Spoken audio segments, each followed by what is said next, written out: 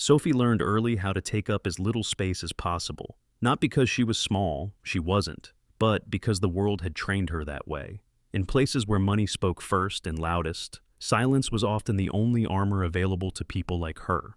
So, Sophie learned to move quietly, to notice everything without drawing attention to herself, to keep her face calm even when something sharp pressed against her chest.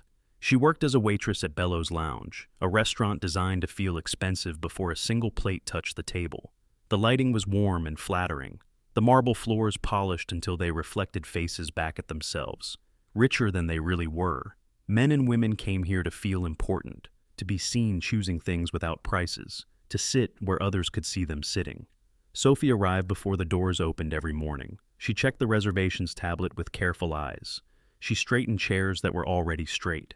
She wiped the hostess counter even when it was clean. These small rituals were not about perfection. They were about control.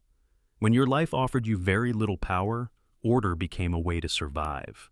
Her uniform was plain, black skirt, white blouse, apron tied neatly at the waist. Nothing about it invited attention, but Sophie wore it with a quiet dignity that did not ask permission. Her shoes were polished. Her hair was pulled back. Her posture was straight, not stiff, just deliberate. People rarely noticed that. To most guests, she was invisible until she made a mistake. To management, she was replaceable. To one man in particular, she was something even less than that. His name was Adrian Bellows. Adrian owned the restaurant, along with several other businesses that bore his name. He liked this place the most because it allowed him to be seen.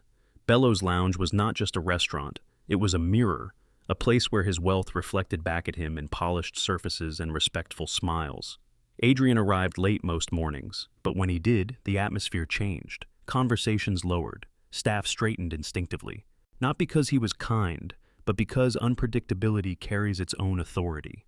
That morning, Sophie was adjusting the seating plan when she heard the sound of polished shoes behind her. "Are you blind?" The question cut through the room, before it was even fully awake. Sophie turned immediately. "Good morning, sir," she said. Adrian stood there adjusting his cufflinks, irritation already settled into his face like something permanent. He was dressed sharply, the kind of sharp that made people assume competence even when it was cruelty. "Why is the VIP table not set?" he asked. "I said we open flawless." "Yes, sir," Sophie replied. She gestured toward the table. "It will be ready in a moment." "Good morning for who?" Adrian snapped. "You're standing there like a statue. If I miss my meeting, you will pay for it." "Yes, sir." Adrian's eyes moved over her uniform slowly, deliberately, like he was inspecting damage. "And what is that?" he asked. "Is this the only uniform you own in your life?" Sophie glanced down at herself. It was clean, pressed, simple. "Sir," she said quietly, "it is clean." Adrian laughed, the sound short and sharp. "Clean does not mean fine," he said. "You people never understand the difference. Clean can still be shame." He brushed past her, and Sophie stepped aside instinctively, the way one steps aside from something that has already decided it will not apologize. A few minutes later, Adrian's phone rang. Sophie heard the shift in his voice even without looking. "Yes," he said brightly. "I'm on my way.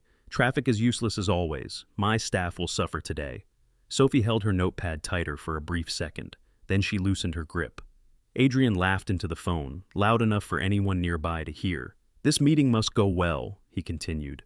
"Big people don't like mistakes." He glanced at Sophie as if the word mistake had grown legs and learned how to stand. "I'm still using that same waitress," he said. "You know how it is. Waitresses are like napkins. You use them until they tear." Sophie did not react. Silence, she had learned, was often the safest response. Silence could not be twisted. Silence could not be quoted later.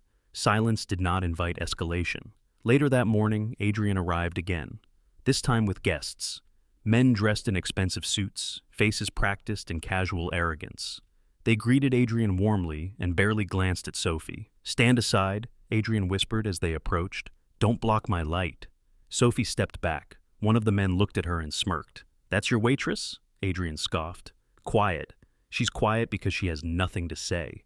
What would a waitress know? Her job is to smile and disappear." Sophie stared straight ahead. Another man leaned closer. "Hope she doesn't smell like the kitchen," Adrian laughed. "If she does, I'll send her to the back." Something tightened in Sophie's jaw, just for a moment. Then it passed.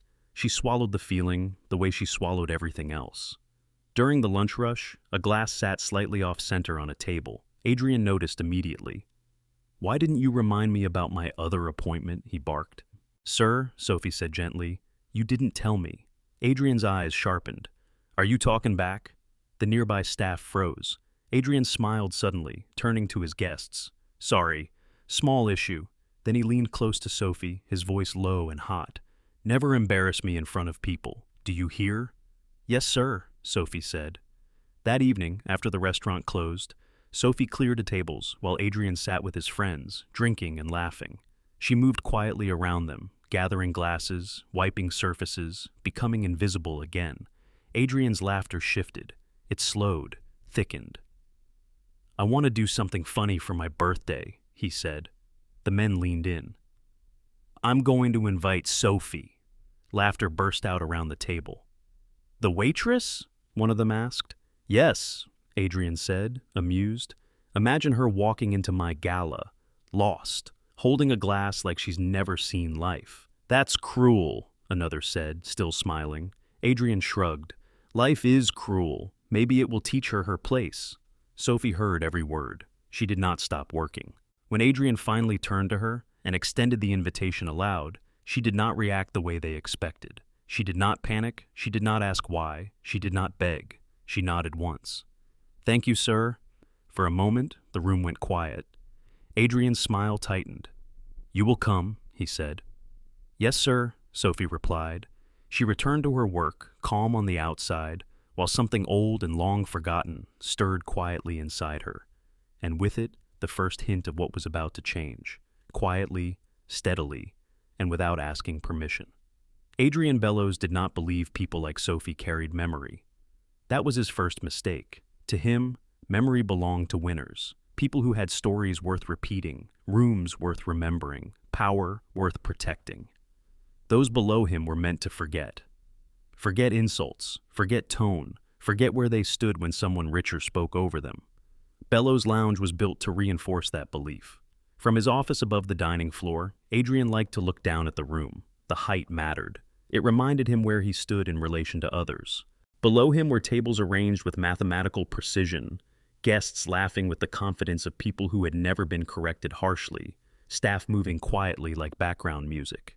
He watched Sophie move through the room. She did not rush. She did not hesitate. She did not fumble. Her calm irritated him in a way he never quite admitted to himself. Calm suggested choice. Calm suggested control. Calm suggested that somewhere inside her, there was a place he could not reach. Adrian had built his entire life on being reachable only from above. He liked rooms where people waited for him to speak first, where silence bent toward his approval, where others adjusted themselves automatically when he entered. He called this leadership. He had learned it early, too early. As a boy, he discovered that impatience frightened people more effectively than kindness ever could. Later, money replaced fear, but the principle stayed the same. Keep people unsure, and they would keep you important. That was why he could never fully ignore Sophie. He could have fired her on the first week, found someone louder, someone messier, someone easier to dominate. But something about her neutrality unsettled him. She did not mirror him. She did not seek his approval. She did not shrink enough, so he tested her again. That afternoon, he stood near the bar with two investors, speaking loudly on purpose. "This place runs because I don't tolerate nonsense," he said, sweeping his hand across the room. "People need structure. They need to know their place." The men nodded. One laughed approvingly. Sophie passed behind them, setting coasters down carefully. "And some people," Adrian continued, lowering his voice just enough to sound wise, "are happier when someone else decides everything for them." The men laughed. Sophie did not slow. Adrian felt something tighten in his chest. He waited for her to flinch, to pause, to show him that the words had landed. They didn't. Later, when the lunch crowd thinned, he created the opening he wanted. "Sophie," he called, sharp and public. She turned immediately. "Yes, sir." He pointed at a table already cleared. "You missed a glass." Sophie looked. The table was empty. "I don't see—" "Are you correcting me?" Adrian snapped. "No, sir," she said calmly. "I'll check again." She wiped the spotless surface with quiet care. Adrian watched closely. This was the moment he expected something. an apology, embarrassment, a nervous explanation. Instead, Sophie simply finished and stepped back. People like you, Adrian said casually, should be grateful for work like this. Yes, sir. Do you know how many people would beg for your position? Yes, sir. Again, nothing else. No thank you, no fear, no visible crack. She turned and returned to her station as if the exchange had not happened. For the first time, Adrian felt uncertain, not angry, not threatened, uncertain. That evening, after closing, he sat with his friends near the center of the room. Drinks arrived without orders. The restaurant felt like it belonged to him again. You've been distracted lately, one of them said. Trouble? Adrian waved it off. Just staff. One friend smirked. The quiet ones are always hiding something. Adrian glanced across the room. Sophie was stacking chairs, movements precise, face composed. Exactly, Adrian said. Quiet people think they're better than everyone else. The men laughed. She probably thinks she's smarter than you, someone joked. Adrian laughed too quickly. Let her try. And in that moment, the idea finished forming, not as cruelty, at least not in his own mind, as correction. His birthday gala would be perfect. A room full of wealth, witnesses everywhere, hierarchy made visible again. He imagined Sophie standing among crystal chandeliers, unsure where to put her hands, exposed under the weight of eyes that knew exactly who belonged and who did not.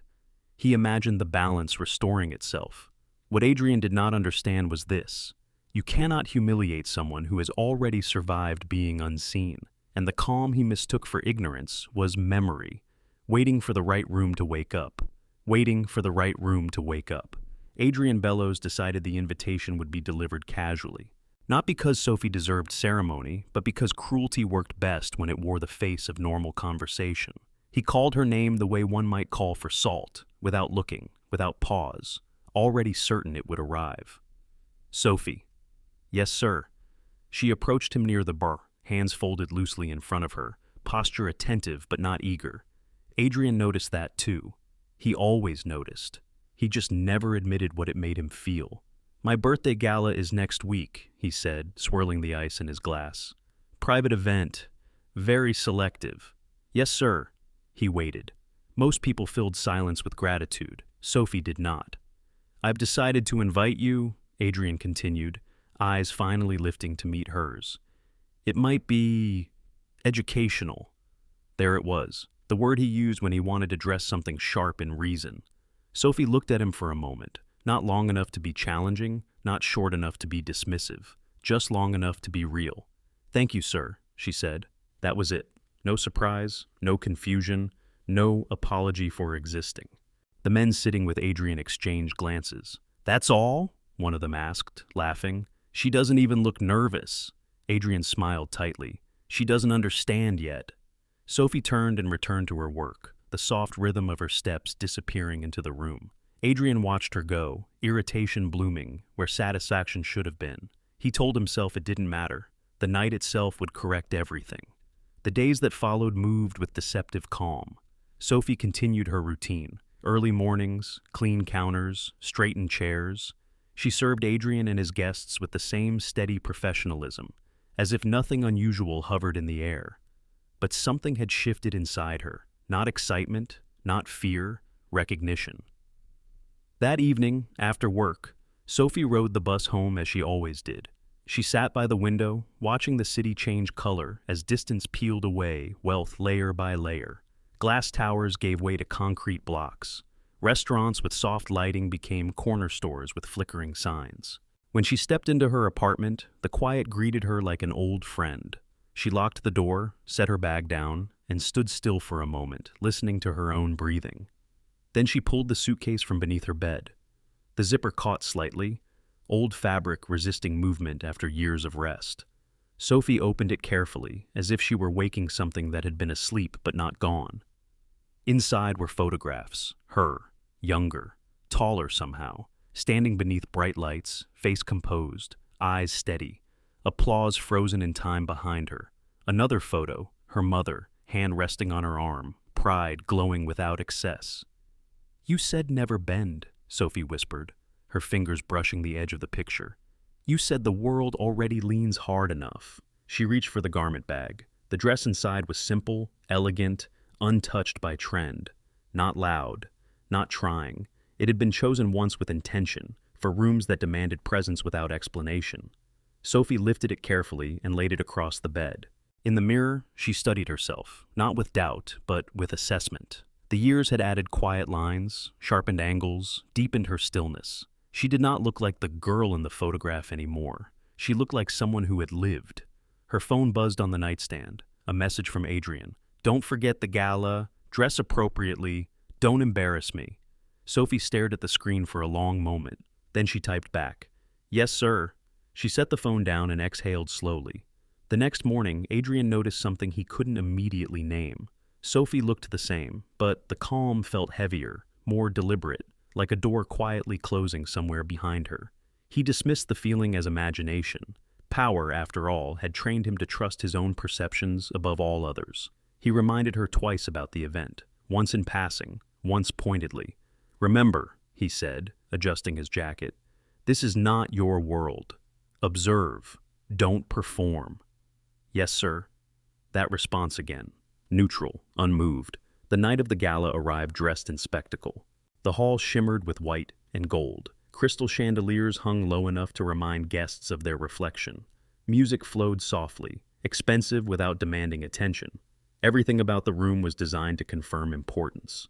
Adrian arrived early, greeting guests with practiced warmth. His friends clustered near him, eyes scanning the entrance. "Where is she?" one of them asked. Adrian smirked.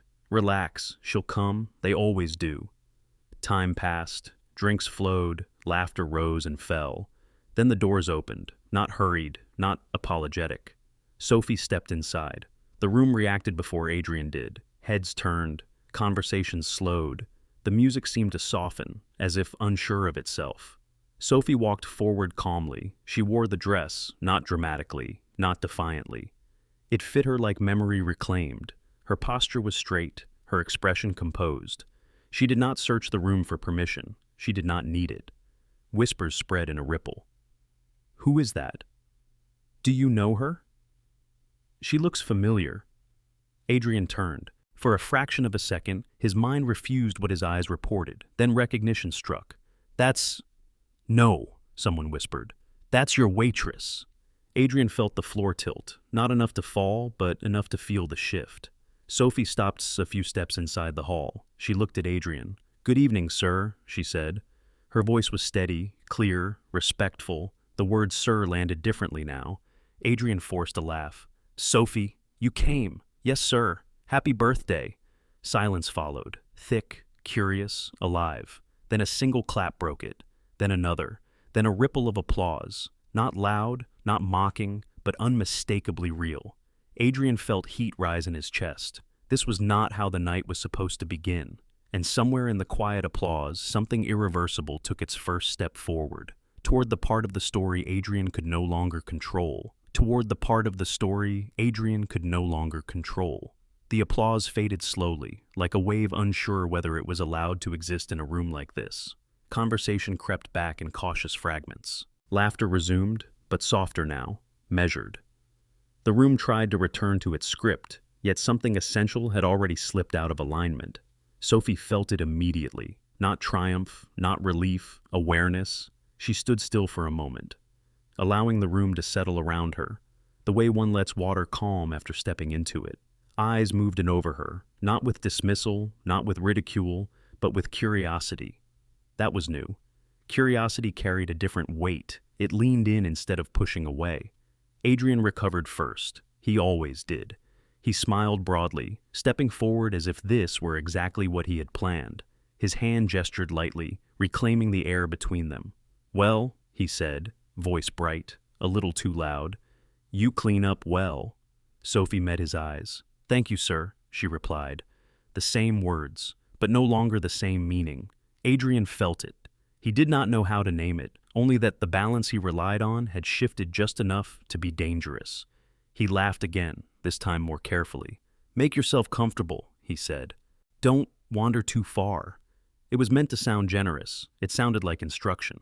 Sophie nodded politely and stepped away, not toward the corners, not toward the staff, but into the room itself. She accepted a glass of water from a passing server, thanked him quietly, and took a measured sip. She did not rush to speak. She did not cling to anyone. She simply stood, present. Guests began to approach her in small, hesitant clusters. A woman in a pale dress smiled. "You look familiar," she said. Sophie returned the smile, gentle, unreadable. "I get that sometimes." Another guest tilted his head, studying her posture. "Are you in the industry?" Sophie paused, just a breath longer than necessary. "I've been in a few rooms," she said. It wasn't a lie. It wasn't an explanation either. They laughed softly, drawn in by the calm certainty of someone who did not need to impress. That calm did more work than charm ever could. Across the room, Adrian watched. This was not how humiliation was supposed to unfold. There was no panic, no visible discomfort, no clumsy gestures to latch onto. Sophie was not shrinking. She was expanding, quietly, naturally, like a truth no one had prepared to see. One of Adrian's friends leaned toward him. "She's different tonight," Adrian scoffed. "She's putting on a show," but his voice lacked conviction. A man in a dark suit approached Sophie next. His expression was professional, observant, the look of someone who studied people for a living. "Good evening," he said. "I'm Daniel." "Sophie, you carry yourself like someone used to being watched," he said casually. Sophie considered him.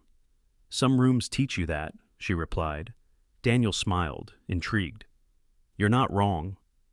They spoke briefly, about nothing that sounded important, and everything that was.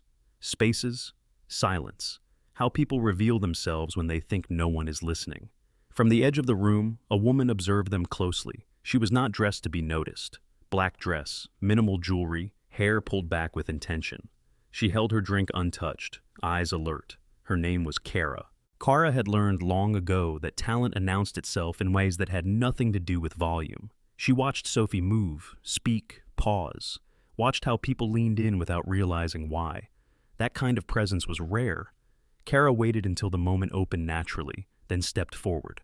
"Excuse me," she said softly. "May I join you for a moment?" Sophie turned toward her, expression open. "Of course." "I'm Kara," the woman said. "I work with people who notice things." Sophie smiled faintly. "That sounds useful." Kara studied her face, not invasively, but thoroughly. "Have you ever worked in front of a camera?" Sophie did not answer immediately. Memory surfaced, not sharply, but steadily. Lights, heat, the discipline of standing still while everything inside moved. "Yes," she said at last. "A long time ago." Kara nodded, as if that confirmed something. "You didn't forget how to stand." Before Sophie could respond, Adrian appeared beside them.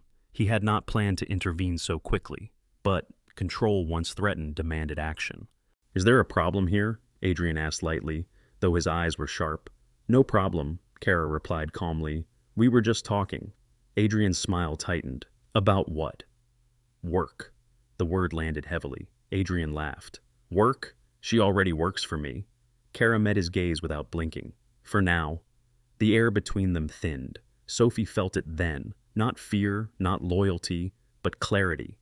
She had spent years learning how to endure. Tonight was asking something else of her. Adrian turned to her. "Sophie," he said, voice lowering, "you didn't mention any of this." Sophie looked at him, really looked. "You didn't ask, sir," she said. There it was again. Simple, accurate, unforgiving. Adrian opened his mouth, then closed it. Around them, conversation continued, but the moment held, a small pocket of truth refusing to dissolve. Kara smiled slightly. "I'd love to speak with you more later," she said to Sophie, "if you're open to it." Sophie nodded. "I am."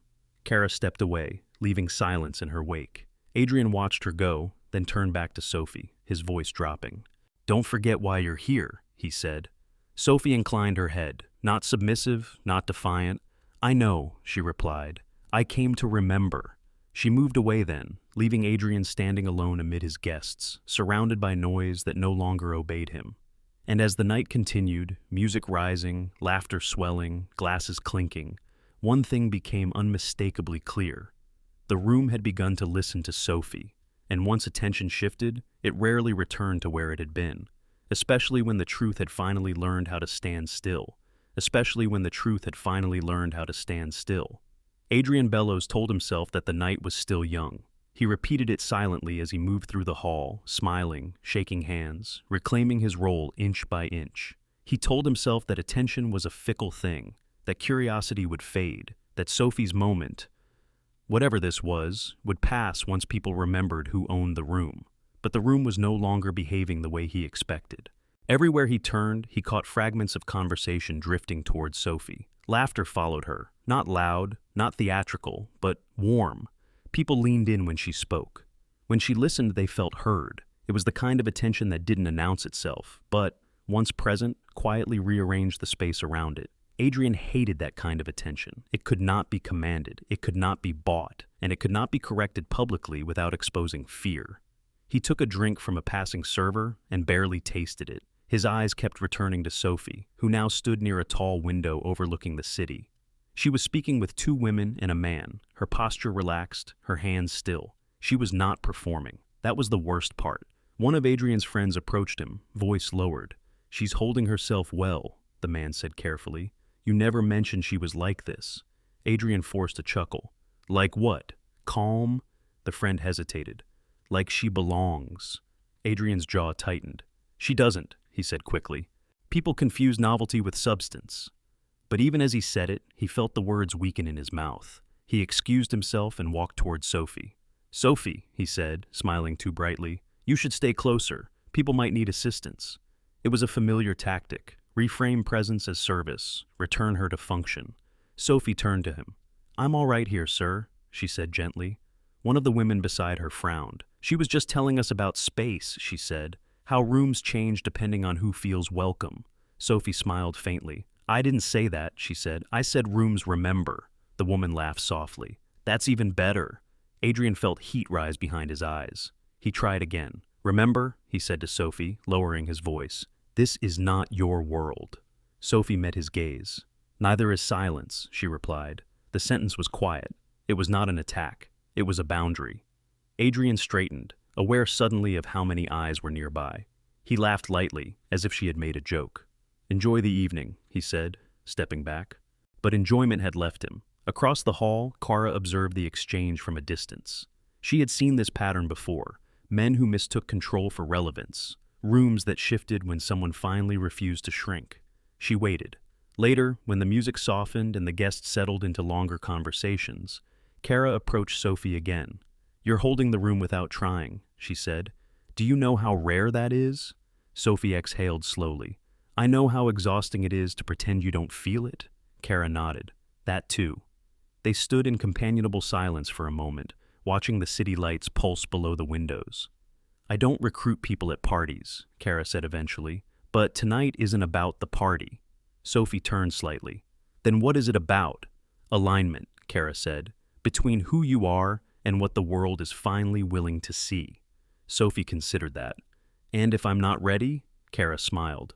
"Readiness isn't the absence of fear. It's the decision not to abandon yourself." Before Sophie could respond, Adrian's voice cut in again. "Kara," he said, approaching with forced ease, "enjoying the celebration?" Kara turned calmly. "I am." Adrian gestured around them. "This is quite a room." "It is," Kara agreed. "Rooms tell stories." Adrian laughed. "And tonight's story is my birthday." Kara met his eyes. Every story has more than one thread. The silence that followed was sharp enough to be felt. Adrian's smile faltered. He turned to Sophie. "I expect professionalism," he said. "Tomorrow, we return to normal." Sophie nodded once. "Of course, sir." But something in her tone made the word normal sound temporary. As the night drew on, the energy shifted again. People began to leave, lingering goodbyes stretching out as if no one wanted to be the first to end what had surprised them. Sophie thanked guests quietly when they spoke to her, never overstaying, never withdrawing. When she finally stepped outside into the cool night air, she felt the weight of the evening settle into her bones, not heavy, but real. Kara joined her near the exit. "I'll message you," she said simply. "No pressure." Sophie nodded. "Thank you." Inside the hall, Adrian watched through the glass as Sophie stood beneath the streetlight, calm and unremarkable in the way that storms look calm from far away. For the first time, he felt something unfamiliar rise in his chest. Not anger, not pride, Fear. Because he sensed it now. The truth he had tried to keep small had stepped into the light, and it was no longer asking his permission to exist. And as Sophie walked away from the gala, the echo of the room still listening to her footsteps followed, carrying the story forward into whatever came next. Carrying the story forward into whatever came next. Sophie did not look back as she walked away from the gala, not because she was afraid of what she might see, but because she understood something now. Some doors only closed properly when you trusted yourself enough not to check whether they stayed shut. The street was quiet. A thin wind moved between buildings, lifting the edge of her dress for a moment, before letting it fall back into place. She waited for the bus like she always did, standing straight, hands relaxed, breathing evenly. Nothing about her posture suggested victory, nothing suggested defeat, just continuation. When she reached her apartment, the quiet wrapped around her again. She changed out of the dress carefully, folding it with the same care she had used years ago, and placed it back into the garment bag. She sat on the edge of the bed and let the night pass through her, without judgment. Her phone buzzed once, then again. A message from Kara appeared on the screen. "Thank you for trusting the room tonight. I'd like to talk when you're ready." Sophie did not reply immediately. She set the phone down and lay back, staring at the ceiling. The applause from earlier returned, not as sound, but as sensation. The way the room had leaned toward her. The way silence had rearranged itself around her presence. She closed her eyes. For the first time in years, sleep came without resistance. The next morning, Bellows Lounge opened as if nothing extraordinary had happened. Tables were set, glassware shone. The same guests arrived expecting the same experience. The staff moved through their routines, efficient and invisible. Sophie arrived early, as always. Her uniform was the same, her shoes were polished, her hair was tied back. Nothing about her appearance announced the night before, but something had shifted in the way she carried herself. It was subtle enough to escape most eyes, but Adrian noticed it immediately. He stood near the bar when she arrived, pretending to review messages on his phone. "You're on time," he said without looking up. "Yes, sir." The same words, different weight. Adrian glanced at her, searching for signs of change, excitement, arrogance, distraction. He found none. Sophie moved through the space with the same calm efficiency, greeting guests, managing tables, coordinating staff. It unsettled him. He had expected something, gratitude perhaps, or guilt, or even defiance. Anything that confirmed the hierarchy had returned to its familiar shape. Instead, Sophie behaved as if the gala had not been about him at all. By mid-morning, Adrian could no longer contain the irritation pressing against his chest. "Sophie," he called, sharper than necessary. She approached. "Yes, sir?" He lowered his voice. "What happened last night stays last night. Understand?" Sophie met his gaze. "I understand. And today," he continued, "you remember your role." She nodded. "I do." The exchange should have satisfied him. It didn't. All morning, small things went wrong. Not enough to matter, but enough to disrupt his sense of control. A reservation canceled. An investor arrived late. A guest complained about noise from a neighboring table. Adrian corrected everyone with increasing impatience. Sophie continued working, unflustered. During a quiet moment, her phone vibrated in her apron pocket. She waited until she stepped into the service corridor before checking it. Another message from Kara. No rush. Coffee, perhaps. Neutral ground. Sophie typed a response this time.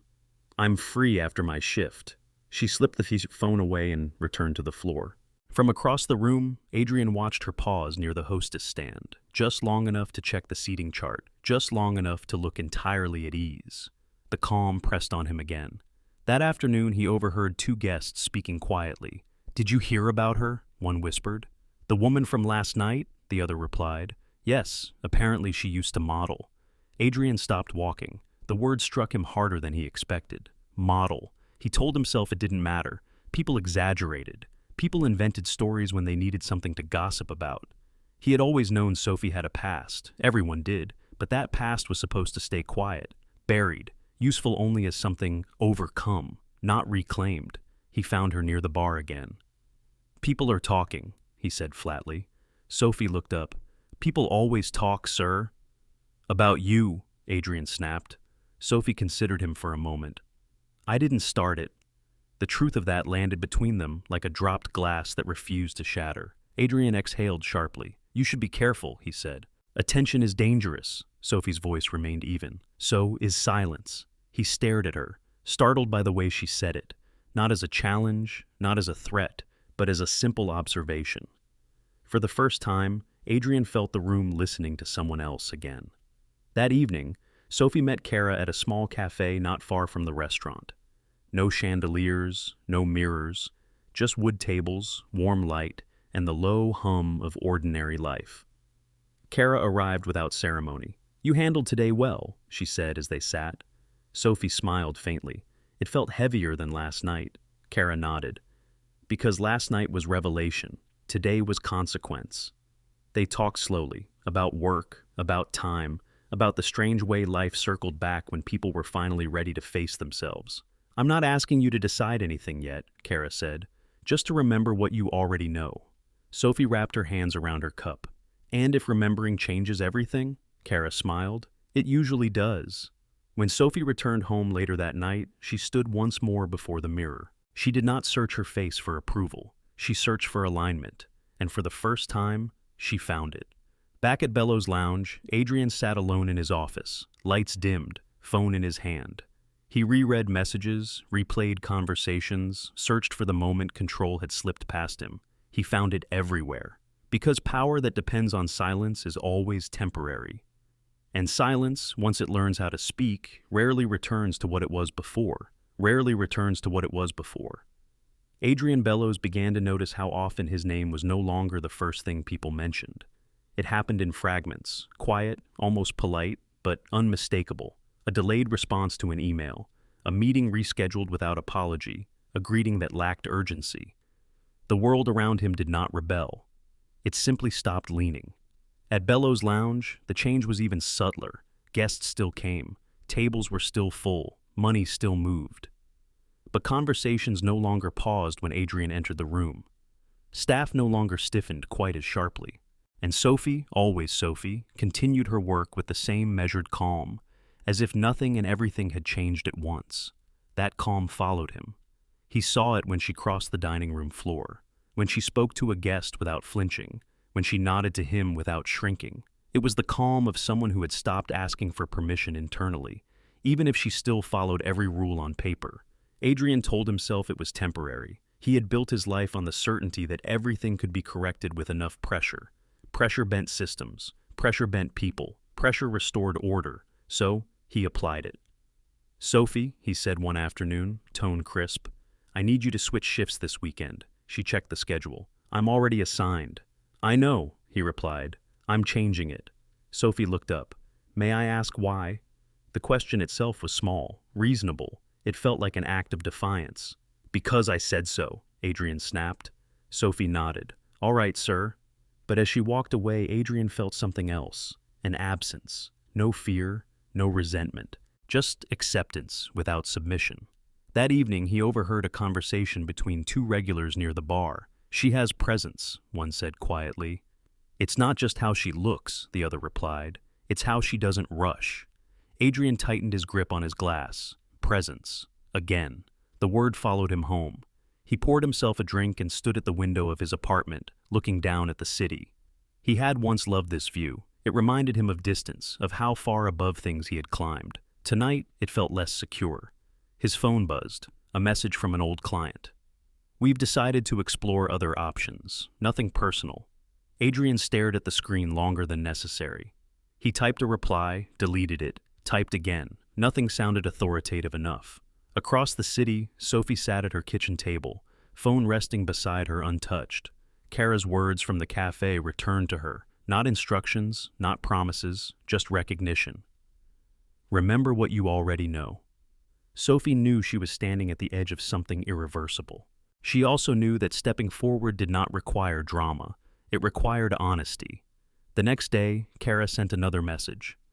"There's an open call, quiet, small room, no expectations."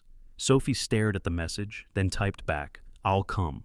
At Bellows Lounge, Adrian sensed it before he knew it. Sophie requested the afternoon off. "I have an appointment," she said simply. "With whom?" he asked, too quickly. Sophie met his gaze. "Personal." The word landed heavier than a name. Adrian waved his hand. "Fine." but the room felt different after she left, quieter, less balanced. That afternoon, Sophie walked into a modest studio with white walls and bright lights. No music, no applause, just clipboards and measured glances. She stood where she was told to stand. She walked when asked to walk. And something old returned, not as performance, but as muscle memory. Her body remembered how to hold still under observation. Her breath remembered how to slow. The people watching exchanged looks. No one needed to explain what they were seeing. Later that evening, Adrian received another message. This one was not polite. It was brief. "Have you seen what's circulating?" A link followed. Adrian hesitated before opening it. There she was, Sophie, captured mid-step, calm, composed, unmistakably present. The caption read, "Who is she?" Adrian felt the air leave his lungs. He closed the link and opened it again, as if repetition might change the image. It didn't. The realization settled slowly, painfully. The joke he had planned was no longer his. The narrative he had controlled was no longer obedient. Sophie had not confronted him. She had not accused him. She had simply stepped into herself. And in doing so, she had shifted the center of gravity, leaving Adrian to feel, for the first time, what it was like to stand in a room that no longer needed him to define it, preparing the ground for what must come next. Adrian Bellows did not sleep well that night. Sleep had always come easily to him, heavy, unquestioned, the sleep of people who believed tomorrow would obey them the way yesterday always had. But now his thoughts circled without landing. The image on his phone returned again and again. Sophie, mid-step, calm, composed, captured by someone else's lens. Who is she? The question felt less like curiosity and more like accusation. By morning, Adrian decided on action. He told himself he was not afraid. He was being responsible. When narratives drifted, leaders corrected them. When stories escaped control, they were rewritten. This was how order was restored. At Bellows' lounge, he arrived earlier than usual. The staff noticed immediately. His movements were sharper, his instructions more frequent. He corrected small things twice, then 3 times, then again, as if repetition alone could rebuild certainty. Sophie arrived on schedule, same uniform, same calm. She greeted him politely and moved into her work without comment. If she noticed the tension thickening the air, she did not show it. Adrian watched her longer than necessary. By mid-morning, he called her aside. "Sophie," he said, voice low, controlled. "We need to talk." She followed him into his office without hesitation. The door closed softly behind them, sealing the room into something private and brittle. "You've become visible," Adrian said, choosing his words carefully. "People are talking. That affects the business." Sophie stood still. "I haven't spoken about anything, sir." "I know," he snapped, then caught himself. He inhaled. "That's not the point. Attention brings assumptions, stories, distraction." He leaned forward slightly. "I need to know where you stand." The question hung between them. Sophie met his gaze. "I stand where I always have," she said. "I do my work." Adrian's jaw tightened. "And outside of work?" She paused, not from fear, but from honesty. "That's my business." The silence stretched. Adrian straightened. "You signed an agreement. Conduct matters. Loyalty matters." Sophie nodded. "I've never been disloyal." He wanted to argue that, wanted to accuse, wanted to say that simply existing differently now felt like betrayal, but none of those things would hold. "You have an opportunity here," he said instead. "Stability. Don't trade it for uncertainty." Sophie listened. Then she said quietly, "Stability that requires silence isn't stability." The words were not loud. They were not angry. They were final. Adrian stood abruptly. "You're dismissed." Sophie nodded once and left the office. The door closed again, softly, decisively. That afternoon, the room felt off its rhythm. Staff sensed it. Guests sensed it. A tension without source moved through the space like static before a storm. Sophie finished her shift without incident. She thanked the kitchen staff, returned her apron to its place, and walked out into the street. Her phone vibrated as she stepped into the light, a message from Kara.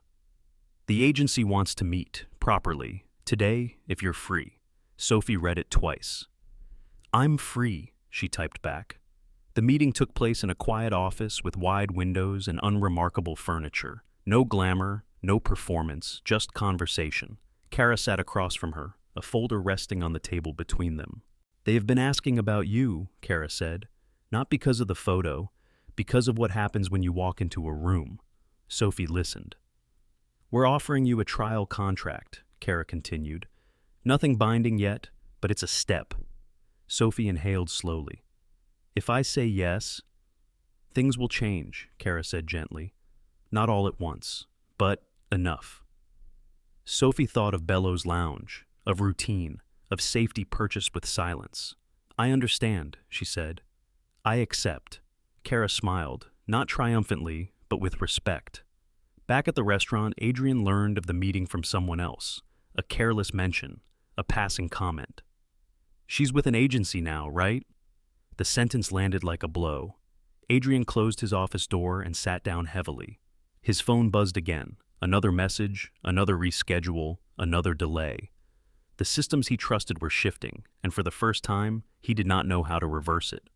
That evening, Sophie returned home with a folder under her arm.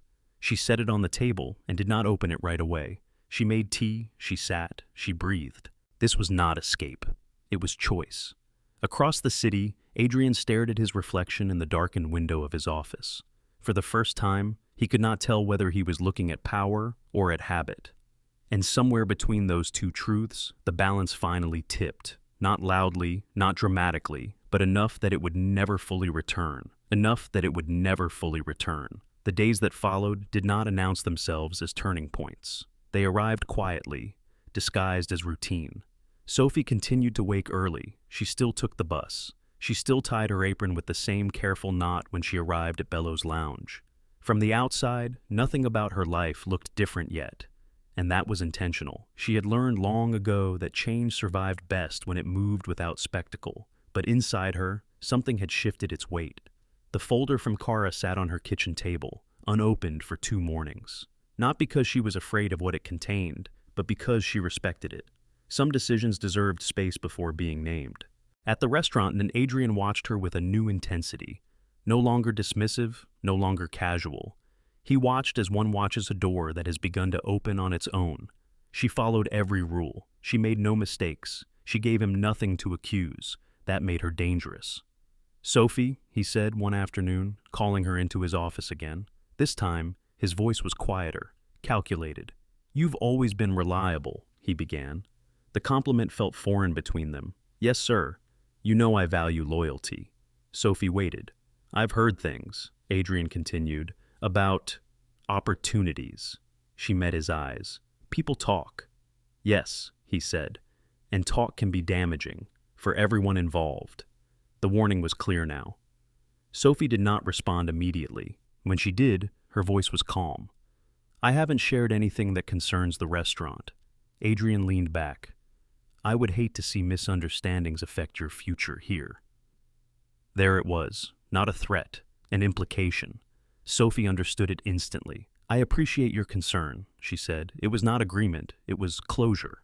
That evening, she opened the folder. Inside were documents, carefully worded, professionally restrained. Nothing promised certainty. Everything acknowledged risk. There was no fantasy in it, only possibility. She read each page slowly. When she finished, she closed the folder and rested her hands on top of it. For the first time, she allowed herself to imagine leaving without apology. The next morning, Adrian received news he did not expect. 2 clients postponed indefinitely. One investor requested clarification on internal culture. The phrase irritated him more than open criticism. It suggested scrutiny, observation, a gaze he did not control. By midday, his assistant hesitated before speaking to him. That article, she said carefully. People are sharing it. What article? Adrian snapped. She slid her phone across the desk.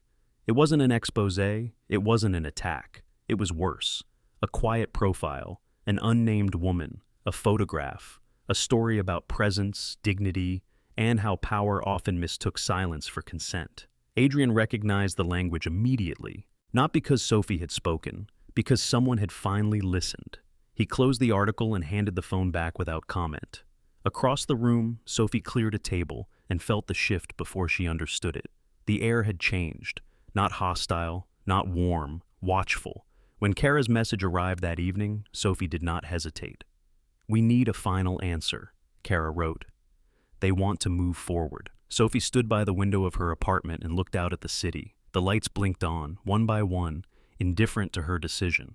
The world did not pause for moments like this. It never had. She thought of her mother, of the words she had carried quietly for years, never bend. Sophie typed back, "I'm ready." The reply came quickly, "Welcome." The next day, Sophie arrived at Bellows Lounge early, as always. She worked her full shift. She spoke kindly to the kitchen staff. She laughed softly with a coworker over nothing important. At the end of the day, she asked to see Adrian. He looked up when she entered his office, surprise flickering across his face. "Yes? I wanted to inform you," Sophie said, placing the folder on his desk, "that I'm resigning." The room went still. "You can't," Adrian said immediately. "I can," she replied, "and I am." He stood. "You're making a mistake." Sophie met his gaze without flinching. "That's mine to make." Silence stretched between them, long, exposed. "You think you've won?" Adrian said quietly. Sophie shook her head. "I think I've chosen." She turned and walked out before he could respond. Adrian remained standing, the folder unopened on his desk, the echo of her footsteps fading into something final. Outside, Sophie stepped into the evening air and felt its weight differently now, not lighter, truer. She did not know what would come next in detail. She only knew she would no longer arrive anywhere as someone waiting to be defined. And behind her, in an office that suddenly felt too small, Adrian Bellows sat alone with the uncomfortable truth he could no longer avoid. Some people don't leave because they are ungrateful. They leave because they remember who they were before someone taught them to be quiet. Before someone taught them to be quiet. The city did not pause to witness Sophie's departure. Traffic moved, doors opened and closed, coffee cooled on windowsills. Somewhere, a bus hissed to a stop. Life continued with the same indifference it always had, and that, strangely, felt right. Sophie walked without hurry, not because she had nowhere to go, but because she finally knew where she was going. From. The days that followed were full, but not loud. There were meetings in rooms that smelled faintly of paper and light. There were fittings where silence mattered more than praise. There were moments of doubt, quiet ones, that arrived late at night and left before morning, as doubts often do when they are met honestly. Sophie learned again how to wait without shrinking. At the agency, no one asked her to become someone else. They corrected posture, adjusted timing, refined edges, but they did not ask her to erase herself. That difference mattered more than contracts ever could. "You don't rush," one director said after a session. "It makes people watch." Sophie nodded.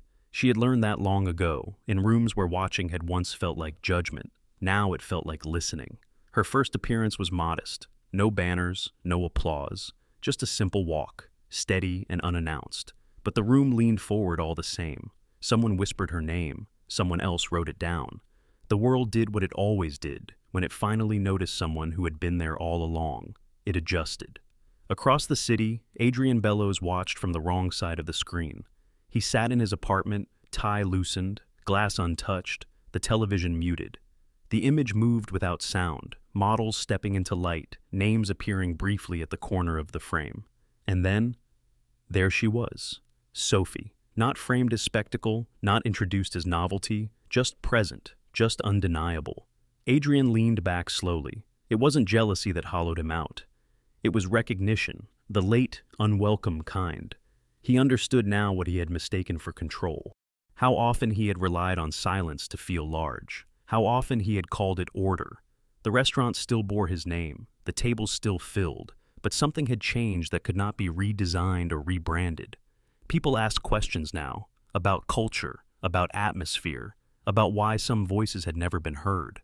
He found himself answering carefully, no longer certain which words were safe. One evening, weeks later, Adrian attended a small industry gathering, smaller than the ones he used to host. Fewer mirrors, fewer assurances. He stood alone with a drink and felt, for the first time, what it was like to be optional. Across the room, a familiar calm entered. Sophie, not as staff, not as guest, as herself. People greeted her warmly. Conversations gathered around her without effort. She moved with the same stillness Adrian remembered, but now it belonged fully to her. Their eyes met briefly. Sophie nodded. Not with triumph, not with forgiveness, just acknowledgement. Adrian returned the nod, slower. There was nothing left to say that would change anything. Later that night, Sophie stood alone on her balcony. city lights stretching outward like a living thing. Her phone rested on the table behind her, unread messages waiting. She did not rush to them. She thought of her mother, of rooms she had survived by becoming quiet, of the night she had stepped into a space that finally listened. She had not won anything, she realized. She had returned, and that was enough. Inside, she closed the balcony door gently, as if not to disturb the moment. Tomorrow would bring work, and after that more work, and after that something else entirely. But whatever came, Sophie knew this much with clarity that did not shake. She would never again confuse silence with safety. She would never again wait to be invited into her own life. And somewhere in the quiet continuity of the city, the story completed its circle, not with applause, not with punishment, but with truth finally standing where it had always belonged, in the open.